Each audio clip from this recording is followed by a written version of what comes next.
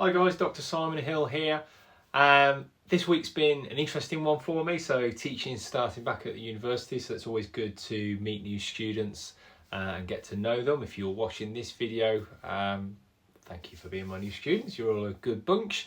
But what I kind of wanted to think about today was this idea of gamification. You've probably heard the saying on a number of occasions, and no doubt you have been sucked in by games throughout your growing up. You know, whether it's Game Boy when I was a kid, PlayStation, Xbox, and obviously smartphone apps and games as well, because many of them can be incredibly addictive. I'm sure lots of you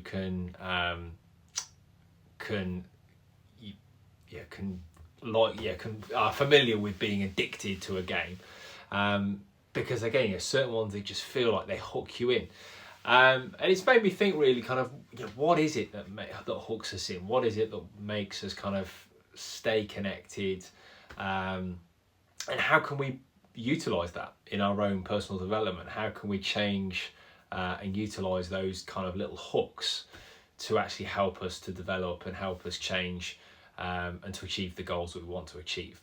Because so often we set goals, we say, I want to lose weight, I want to go to the gym, I want to run a marathon.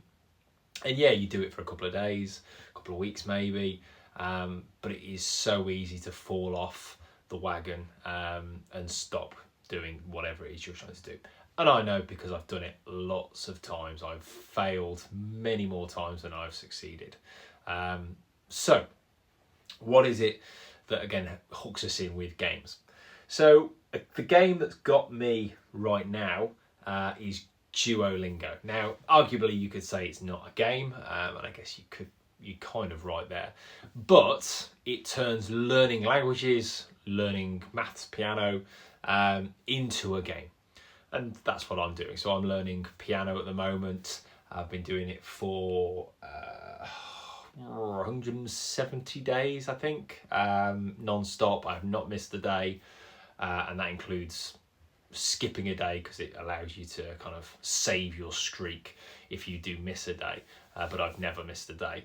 Now that may well be part of my kind of addictive personality, but again, I think many of us have that kind of need to boost that little number up. Plus they send you lots of emails, notifications, to kind of prompt you and say, don't forget, you've got this streak, you don't want to lose it, do you? So just kind of guilting you into coming back to the game. Now, the other thing with one of the other things with Duolingo is that they have leagues. So what that does is, of course, it boosts your ego. So when you've gone up to another league, you're like, yes, I've got to the next league. Does it mean anything ultimately? No, it's not going to really change anything. I mean, it means perhaps you're practicing more than others. But it does give you a sense of, I've done something, I've made an impact. And again, I've mostly always been climbing the leagues, other than when I went on holiday over the summer and I was literally just doing one lesson a day just to kind of keep my streak going. I've always moved up the leagues, and now I'm in the final league, literally kind of the top. So you've got the Diamond League, and then it goes into 3 weeks of tournaments after that, and I'm in the final tournament. And it is incredibly intense and competitive. You've got lots of other people playing the game and scoring lots of points, so you have to kind of keep scoring the points. But the thing that kind of has stood out to me is, when you play games when you were younger, I would be very surprised if you didn't use things like cheat codes. Now again, this may be because I'm older and cheat codes were more of a thing during the PlayStation 1, PlayStation 2 era, but I'm sure they probably still exist. And they certainly still exist in terms of me playing Duolingo. Not so much a kind of a X triangle, R1, R1, whatever that code might be to get a cheat. But there are certainly strategies and tactics to get the most out of the time that you're playing the game. So for Duolingo, for example, you get if you play at a certain time of the day, you then get a double points later on in the day. So if I play in the morning, you then get double points later on in the afternoon for 15 minutes. Now, of course, it makes sense to utilise that 15 minutes to the maximum, because you're doubling up anything that you make in that time. And obviously in the situation I'm in, where I'm trying to kind of get to the top of the league or the top of the tournament, I'm kind of milking that for as much as it's worth. And there are other things as well in terms of when, how much certain activities earn you in terms of points. So certain activities will be like 5 points, 10 points, 15 points. And then of course, if they double up, that makes them even more. But there are other activities, particularly on Duolingo for piano, where if you play particular particular songs that you can repeat over and over again, you keep getting that 30 points, because once you've kind of done really well in a particular activity, the amount of points you can get drops, except for these particular songs. And that's what I've been kind of focusing on, trying to boost my points. Now, it is a strategy. It is, you could argue, people out there would say, oh, well, that's cheating. You're kind of doing it the easy way. But as I was saying to my students yesterday, you can do it the easy way, or you could do it the hard way. But sometimes the easier route, okay, it might get you strange looks. It might make people think, oh, why is he doing it like that? Or what, And that's, for me, that's entrepreneurship all over. That's property investing all over. The vast majority of people will say, oh, why are they doing that? That's because it's not the norm. It's not what most people do. And okay, it's a little bit of a workaround, in the same way that if you play Monopoly, you hopefully have a strategy. Yes, there is a degree of chance, because obviously you're rolling the dice, but if you buy certain properties, if you have a certain strategy, my strategy was, during Monopoly when I was a kid, was always buy the first 3 properties, the first 3 cheapest properties. And admittedly, that's what I've done with my own property investment strategy now I'm older. Admittedly, that was a bit of a, it hasn't been necessarily the easiest, because the older, cheaper properties often are the more problem properties in terms of renovations, and in terms of, the types of areas they tend to be in. They tend to be in, the not so high value areas. But again, it's fine. It works, and it's still valuable and still generates income for me and for our company. So think about, going from gamification, talking about Duolingo and things, think about, what are your goals in life? What are you trying to achieve? As I said, property is obviously one of my key goals. And this week we've been really fortunate to have an offer accepted on another property. So we're going through the process of getting solicitors and all of that kind of stuff. And it's a bit of a pain. I don't get me wrong, it's great to be in this position. It's nice to be, but at the same time, doing all the paperwork and legal checks and anti-money laundering checks, and it is like, it's a bit of a drain. But again, you've got to think long term. One of my other key goals at the moment is losing body fat. So I'm not trying to lose weight, trying to lose body fat, and that is quite a tricky process. So I work out really regularly, usually 6 days a week, but my food has always been my problem. I've always kind of snacked, particularly chocolate and things like that, which obviously is not great for fat loss.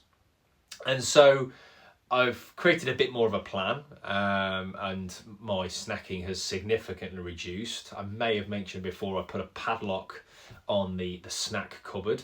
The padlock's not locked, but it is a pattern interrupt for me, that when I make a cup of tea, I think, oh, I'll grab a bit of chocolate, look at the cupboard, and there's the lock on the door, and that's enough to help me snap out of that process and that pattern, and just say, well, just going to have a cup of tea.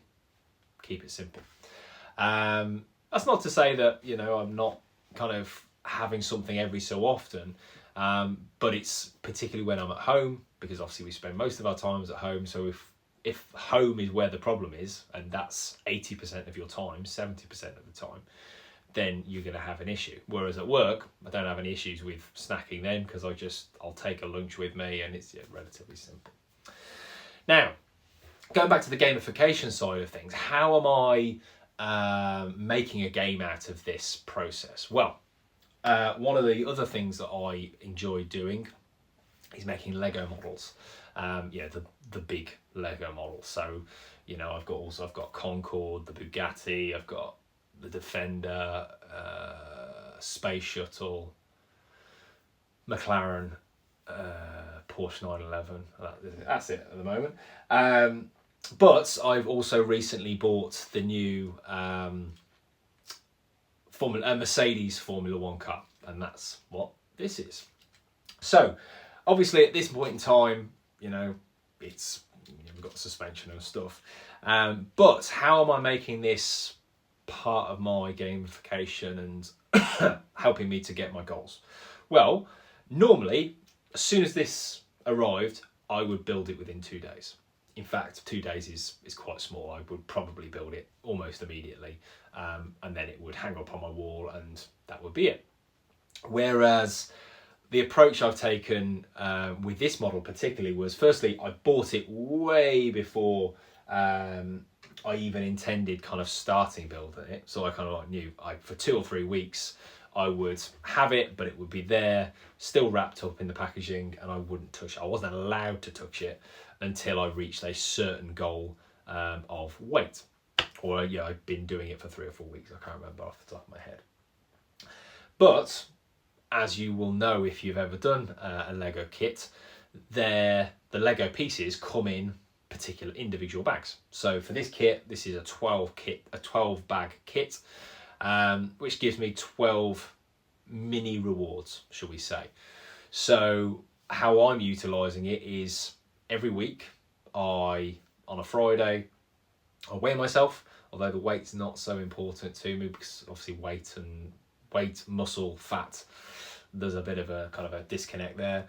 But more specifically, I measure myself. I measure my the key metrics, particularly around my stomach area, and to see if I've lost some of that body fat.